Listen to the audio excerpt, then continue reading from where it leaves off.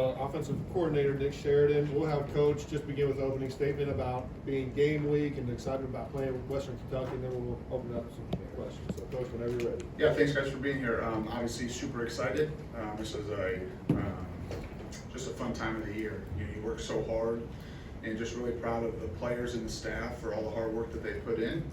And we're excited about the opportunity, against a program that lots of coaches on our staff have familiarity with, and a staff that we have a tremendous amount of respect in, with Coach Helton, Coach Summers.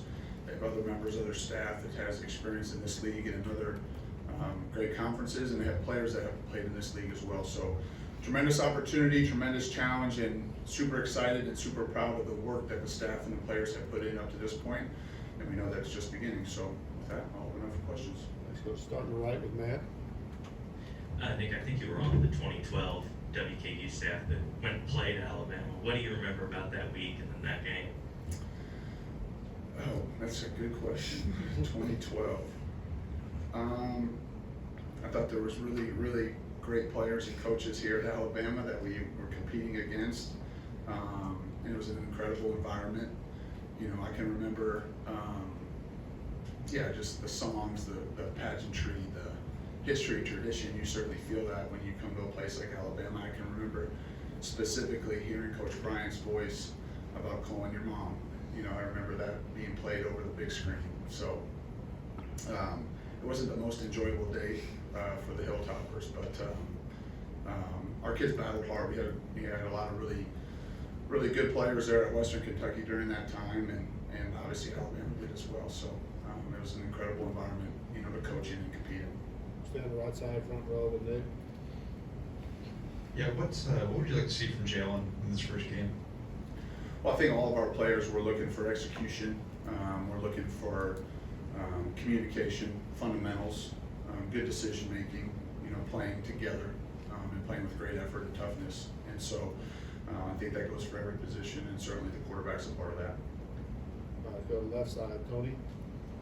Where do things stand right now with the right tackle battle, and just how confident are you feeling about both those guys heading into the game? I feel very confident in both of them, and as far as what that'll look like to start the game and throughout the game, we'll wait till Saturday before we let the opponent know exactly what that'll look like.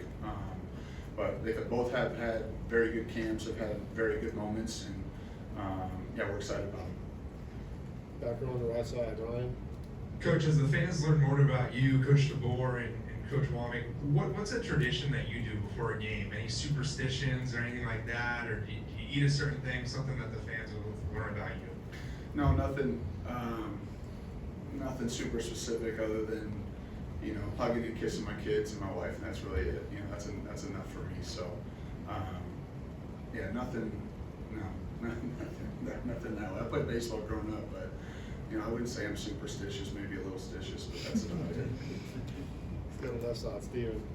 Coach, how have you seen the consistency grow with guys like Bubba Hampton and just out the younger receivers, Rico Scott as well in that room?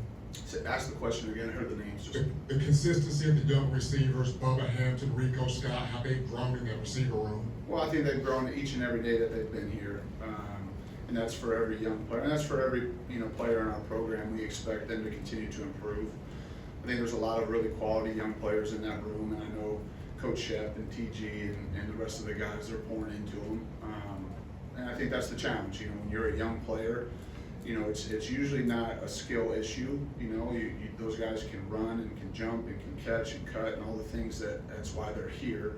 But we're trying to help them just become complete players each and every day. And the guys that you mentioned, there's others in that room as well that are coming along. And their mindset's been great. Their willingness to work and be coached has been great. And so we expect big things out of, not just those guys, but other young players in that room. Stick on the right side with Emily Grace here. Coach, continuing on the wide receiver discussion, what checkpoints do you want to see them reach in game one? I don't think there's anything specific to them that's different from the rest of the guys. Kind of to the question about Jalen, what we're looking for in the first game. We want to play winning football, and I think that comes down to doing the simple things really well. And so for all those guys, specifically for wide receivers, you're looking for them to line up quickly, execute their assignment as fast as possible, make the simple plays, and when opportunities for big plays or their talent to take over, you want to see that come out. But ultimately, I think for all the positions, you want to see just simple execution, good communication, good fundamentals, alignment, assignment, technique, those types of things. That's what we're looking for. Right side here, Charlie. And speaking of communication, just how have you seen the offensive line come together as a group over the course of 20+ practices? I think there's been tremendous growth in that group. I think the leadership there, led by Tyler Booker, has been outstanding. I think the accountability in the group is high. I think there's a lot of pride in that room, and so they've continued to improve and get better. I think the camaraderie and brotherhood in that room has grown. I think you see guys that genuinely care about one another. I think you see guys that are willing to confront and demand each other because they know that they trust those people. They know that each one of them has each other's best interest in mind. And so, there's been a lot of growth, and I think Coach Cap's done a great job, as well as the other young coaches in that room. They've done a really nice job. Jumping far left side there. Hey, Coach, from a health standpoint, can you just give us an update on the status of running back Jam Miller, Jada Roberts, and other dudes that were just nicked or banged up throughout fall camp? Can you just give us a status update coming Yeah, I appreciate the question, but no, I'll let Coach handle all those questions. But I'll let Coach DeBoer talk about any of the status of the players. But I appreciate and respect the question. Let's go stand left side, Katie in the front row. You've been with Kalen at a couple of different stops, and a lot of things people have said throughout fall camp is kind of how steady he is. He doesn't get too up or down, but is there kind of a shift you see in him once game week comes around, maybe when the season comes around, and getting the game plan ready and stuff like that? Honestly, no. And I mean that as a tremendous compliment to him. His attention to detail, his intensity, his focus is steady all the time. It's a tremendous quality in a leader. In a person, and so no, I don't, we don't get to game week and then all of a sudden you see a different person, not at all. His attention to detail is year round, each and every day in all areas of our program, and so, maybe your focus shifts to different, parts of, what you're responsible for relative to schematics or, putting together a game plan, but the attention to detail is steady all the time, in all areas of our program. We have time for another 1 or 2 questions, if there are any out there. All right, Coach, good. Oh, do we have one? Jamie, go ahead, yeah. Sorry, Jamie.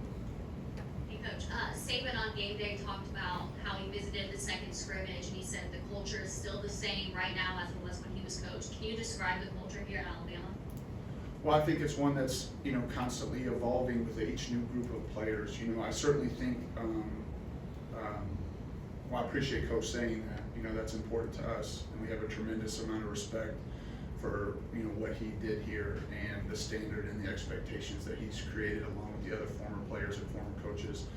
I think it's evolving with each group, and so I think each step along the way, you learn more and more about your team and your unit and your position group, and I think we'll learn more about this group of players after the first game. You practice so long, and I think sometimes you learn more about your team after one game than you do after 30 practices.